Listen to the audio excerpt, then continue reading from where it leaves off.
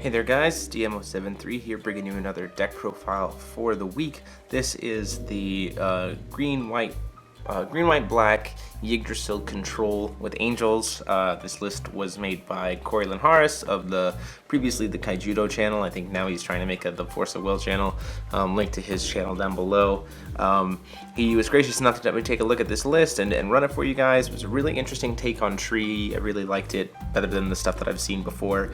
So I thought I'd show you guys off. And just in general, I'm not a huge fan of Tree, but this is a list that I actually really enjoyed playing for Tree, so huge thanks to Corey for that. I only changed one card in the list, and I'll explain that when I get to it. So, Yggdrasil, the World Tree, is the ruler. Has no effects, so you just tap it for stones, except for it has a replacement effect when a card your opponent controls would deal damage to you to put you below 100 life, it puts you at 100 instead. So the first time that you would take damage, burn damage, effect damage, whatever, that would kill you, it only puts you at 100. Keep in mind this is burn damage, it's damage, not loss of life. So there are things to get around this, like a Domberly sacking, Hide the Chaos sacking, stuff like that. If it's not damage, it doesn't trigger Yggdrasil. And Yggdrasil doesn't even trigger, it's a replacement effect.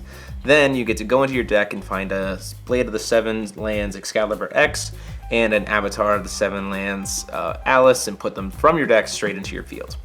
So that's the ruler. Moving on into the stone count, we run 4 Black Silences. Yes, these are actual Black Silences. These are the new alt arts that you can find in Ultra Pro Oversleeve packs. Really awesome. That's why I picked some up. Then 3 Gusting Skies for the light package, and then 3 Moonshades. We do need some Moonwill for some of the angels like Lucifer, and it gets us whatever color we want.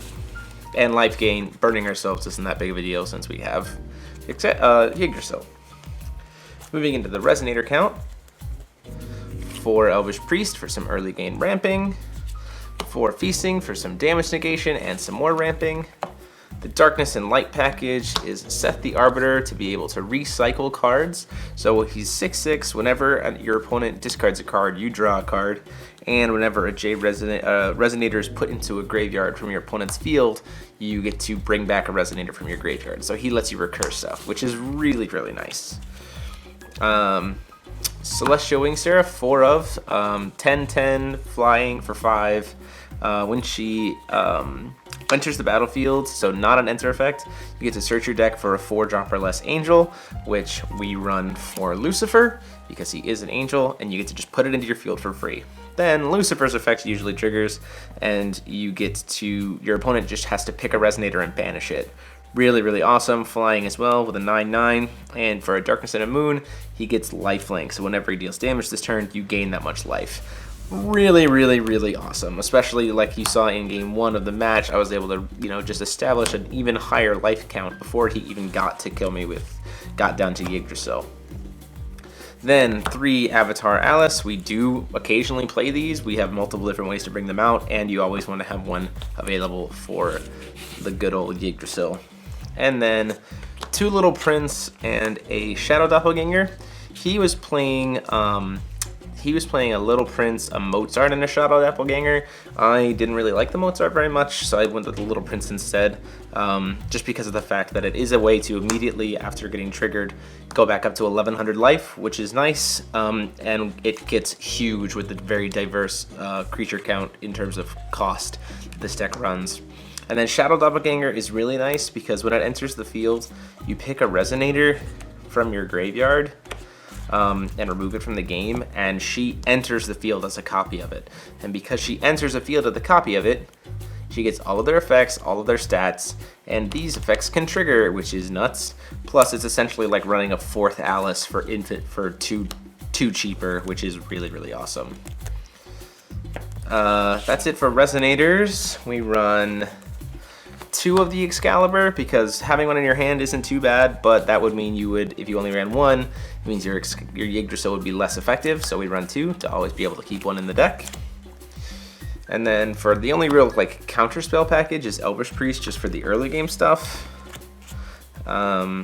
3 Sign of the Future, very, very good card for getting swarmed, and especially since in sense of aggro decks. You know, if they're really rushing you down and you don't want to quite trigger with Yggdrasil yet, you could just do this, block a bunch of times to try to kill what you can, and then sack the rest of their field. 4 Sony to Death for some hard removal. 2 Book of Genesis. This card is... I actually really like it in this list. It has enough variety in the stuff. It has a 1 all the way through 1 through 6.